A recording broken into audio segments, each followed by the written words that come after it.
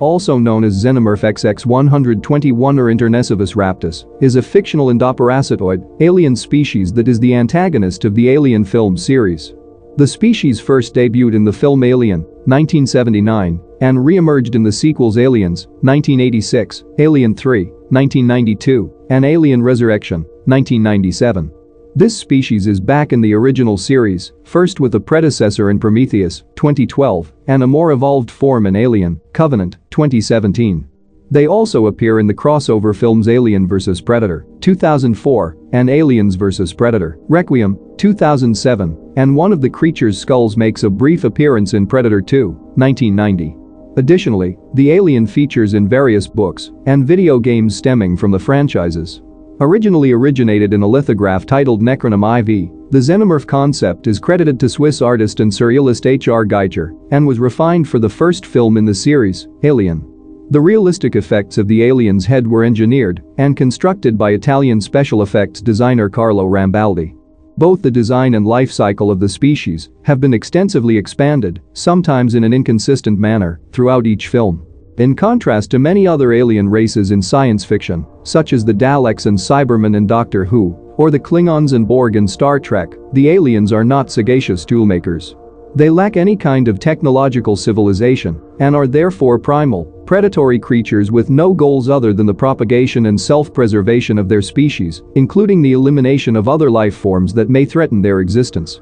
Like wasps or termites, aliens are eusocial, with a single fertile queen that rears a caste of warriors, laborers, or other skilled strains. The biological life cycle of aliens involves the forceful implantation of endoparasitoid larvae inside living hosts. These chestburster larvae hatch from the host's body after a brief incubation period, quickly mature from juveniles to adults in a few hours, and subsequently seek out additional hosts. When they are standing, aliens are bipedal, although depending on their host species, they will either adopt a more stooped posture or they will remain quadrupedal when walking or running. Their overall posture and behavior are the result of blending the DNA of the embryo and that of the host. They have a skeletal and biomechanical complexion and usually have dull colors such as black, gray, blue, or bronze. Because their body heat is adjusted to the ambient temperature of the environment they are in, they do not radiate heat, which makes them indistinguishable from their surroundings in thermal imaging. In most motion pictures, full-grown aliens can run and creep on ceilings, walls, and other hard surfaces. They are physically strong, being able to push through welded steel doors. The aliens have segmented razor-tipped tails. The razor-sharp tip was initially a small scorpion-like barb, but starting in Aliens, the blade design grew in size and shifted in appearance to look more like a slashing weapon. Starting with Alien Resurrection, the tails have a flat ridge of spines at the base of the blade. This was added to help them swim convincingly and was left untouched in later crossovers. Both the original Aliens script and the novelization included a scene in which Lieutenant Gorman is stung by the spiked tail and rendered unconscious. In the final film edit, Gorman is struck down by falling crates. As a weapon, the force of the tail is very efficient, being powerful enough to impale and hoist a predator with little effort. Xenomorphs have elongated cylindrical skulls with eyes under the visor. In the Alien novelization, protagonist Ash conjectures that the xenomorphs see by an electrical impulse, analogous to a shark's lateral line. This approach is illustrated in the original PC game Alien vs. Predator and is repurposed for Predalien 28 years later. The alien's internal jaws are potent enough to pierce through bone and metal. In Alien 3, a round lens was used to illustrate the alien's point of view, so when the movie was shown anamorphically, the image was extremely distorted.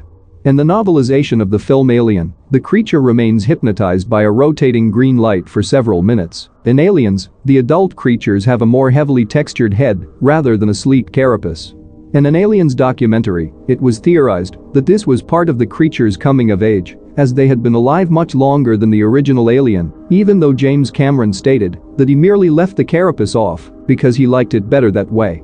The smooth carapace shell design would be used again in Alien 3 and Alien Resurrection, albeit narrower with a longer snout and a more prominent chin. The design would be continued in Alien v Predator and abandoned in Aliens v Predator Requiem in favor of the fluted design. Throughout their appearances, human-engendered aliens have been shown to have different numbers of fingers. In Alien, the creature has 6-fingered, webbed hands. In Alien, the number of fingers is reduced to 3, 2 paired and a single opposable thumb, and they are shown to be much larger and scrawnier.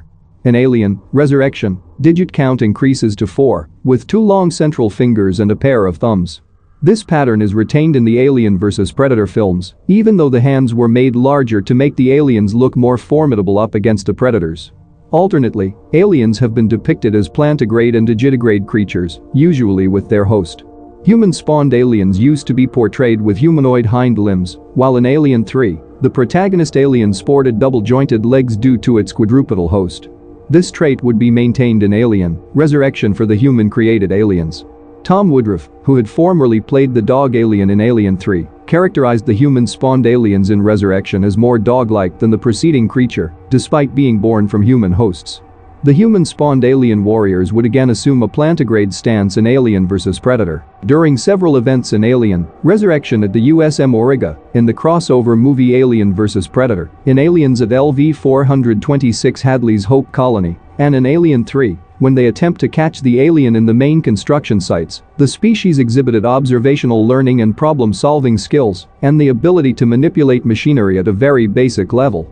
In the USM Auriga of Alien: Resurrection, the alien kills one of their own, drawing on its blood to melt its enclosure and escape.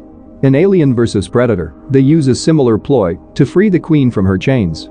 One alien also uses the acid spewing from its severed tail as an improvised weapon by shaking it, suggesting that they are keenly aware of the effects of their acidic blood. In the original Alien film, it is also implied that the alien cut the lights in Module 12 aboard the Nostromo. As Brett's character remarks, "I don't understand," but Parker concludes that the circuits must have burned out and is ultimately left ambiguous. On LV-426, they were able to turn off the power in one section of the complex to reach the humans, and the alien queen learns how to get into an elevator by watching Ripley and Newt running away in the one next to it.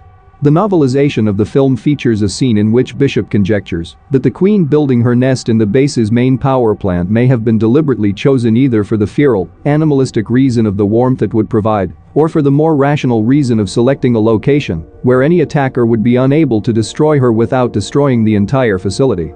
In the Aliens director's commentary, James Cameron remarked that the creatures in Aliens had been alive much longer than the alien in the original and had more time to get to know their environment. Finally, in Alien 3, the inmates and Ripley seek to lure the alien into the lead works. It gradually becomes more apparent that the alien knows it's a trap.